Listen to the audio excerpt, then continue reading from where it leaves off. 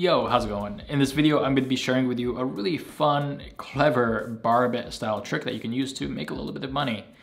It's just a fun way to prank your friends a little bit. Use this responsibly. You don't want to make anyone too upset, so choose your targets wisely. It's only going to take you a minute to learn. It's a very easy, simple process. There's actually two different methods that I'll be sharing with you. The first one is a method that you can use with absolutely any deck of cards that you may have lying around. And then the second method is a little bit cleaner. It's got a few advantages, but you do need a deck that has a one-way design system. Speaking of one-way design decks, the Waves playing cards project is still running on Kickstarter. There's a little bit of time to go. We've already smashed through the funding goal. The project is doing amazing. Thank you everyone who has already supported the project.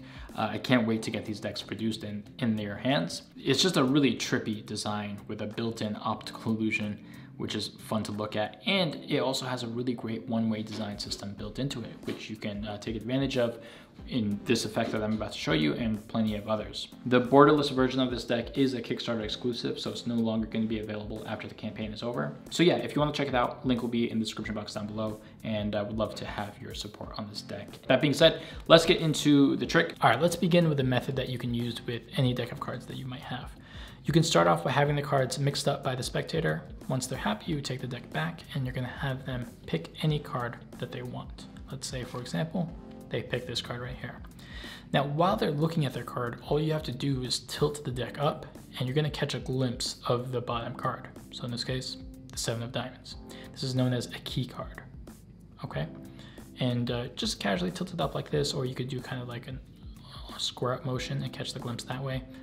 As long as you do it while they're looking at their card, you know, it's no big deal. Okay, no one's gonna notice. Let's say, for example, in this case, they picked the Jack of Clubs here. Of course, in a real life performance, you would never look, but for the sake of the video, they picked the Jack of Clubs. You're gonna have them return the card to the pack, and what you wanna do is have them return it so that it ends up being right below your key card, the 7 of diamonds. I'll show you two ways of doing this. The simple way is just cutting the deck in half, having them return their pack, or return the card right here, and then you just place the remaining cards right on top. So the 7 of diamonds ends up right above their card. The other way, which is the one that I prefer, is instead you just start off by doing a Hindu shuffle, stripping off small packets of cards, and then it seems like they're placing the card in a more random position. And once you're like halfway through the shuffle, extend your hand, have them place the card there, and then you just place the remaining half on top. And once again, your 7 of diamonds, the key card, is right above the card that they picked. At this point, you can cut the deck any number of times that you want. You want to do direct straight cuts, and that is not going to interfere with the placement of your key card, and it's completely safe. I would avoid doing any thorough shuffles because that could potentially displace the position of the key card. So just play safe and just do some straight cuts. You could even have them cut the deck a few times if they want. And when you're ready, you're gonna say, okay, look, here's what we're gonna do. And you're gonna explain to them that you're just gonna start dealing the cards down one at a time on the table. And you're hoping that you have like a bit of a spidey sense, a sixth sense that's gonna allow you to know when you've seen their card, okay? And then you just begin. You can start dealing the cards one at a time down on the table, and not too fast, not too slow. Basically, you're looking for your key card, the 7 of diamonds. So you continue to deal the cards out until you see that card. So you keep going, there it is right there. Okay, once you see the key card, you know that the next card you deal is gonna be their card. But here's the beauty of this thing, here's the really clever part, is that you deal the next card down, which is their card, and then you continue. You continue to deal maybe 4 or 5 more cards, something like that. And then you stop and you say, all right, I think this is the spot. I'm feeling something. I'm actually feeling really confident right now that the next card I pick up is gonna be the card you picked. Now pay attention to the language there. You're not saying the next card I deal down, you're gonna say the next card I pick up. And you also may wanna push the next card over just to kind of make this convincing. The next card I pick up is gonna be the card that you picked. And then you can say, I'm feeling so confident that I'm really actually willing to put some money on it if you're in a gambling mood. And you know, you make the bet however you want, $1, $5, $10, whatever. You say, look, I'm gonna put $1 on this, that the next card I pick up will in fact be your card. And there's a good chance that they're gonna accept this bet because they've already seen that you've dealt down their card. So they already think that you're messing up, and this is going to be easy money for them to win. And so they put their money down if they want to play. You don't have to play for money, obviously. You can just do it for fun. And once the bet has been made, it's been established, you say, all right, look, the next card I pick up, you act like you're about to come deal down the next card, and then you change your mind. You come down and you pick up their card, the card that's right after the key card. You say, the next card I pick up is the Jack of Clubs. Really fun, entertaining, with a twist at the end. If you bet a lot of money, you might anger some people, but you know, if they're your friend or if it's just a small amount of money, it's good fun, and you know, you can make a little bit of pocket change doing this. All right, now let me show you the same exact trick, but using an improved method. And this can be done when you have a deck with a one-way design system, such as the Waves cards.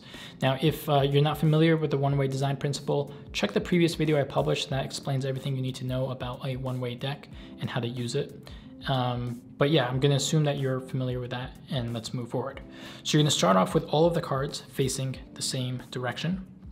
And you can have them shuffle and cut the cards if you want. And then once you're ready, you have them select any card from the deck.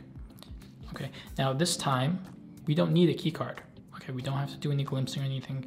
All we do is we wanna rotate the deck around. So that now when they return the card to the deck, their card is gonna be the only card that's facing in the opposite direction. Okay, and the advantage of this is now, one, we don't have to remember any key card. Secondly, we don't have to have them return the card to a specific point in the deck. They can just stick their card right back into the deck anywhere they want. Once they've done so, you can hand them the deck, they can push it in themselves, and then they can shuffle and cut as much as they want. Okay, you don't have to be worried about displacing that key card to a position that's not next to their card anymore. They can shuffle as much as they want. It's just a very fair selection and return of the card to the pack. Okay, that's why this method is better. Okay, so once they're done and happy shuffling, you're gonna explain the same thing that you did before. I'm gonna start dealing the cards down to the table, and I'm gonna try to, you know, use my gut instinct to start dealing. Now, this time, we're not looking for a key card, we're just looking for the card that is facing the opposite direction as we deal the cards. So you're looking at actually at the card in your left hand rather than the cards that you're dealing. And you're just gonna keep going until you notice the opposite direction card. I don't know if I said that right, opposite. The card facing the opposite direction. That's the better way of saying it. So just keep going, you keep going.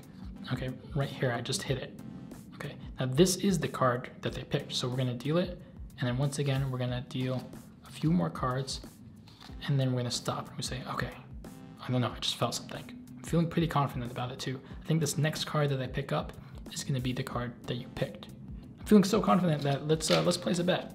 And then you do the whole thing again, and you know, they see that their card is right here, so they may be inclined to accept your wager. And regardless, you know, if they want to play for money or not, you do the same thing as before. You pretend to pick up the next card, and then you just reach down and you pick up the card that they picked. All right, I hope you liked that little trick. If you did, please do give this video a thumbs up. It helps the channel out. Leave a comment down below. I really enjoy reading your guys' comments. And that's all. I will see you in the next one. Have a wonderful day. Peace.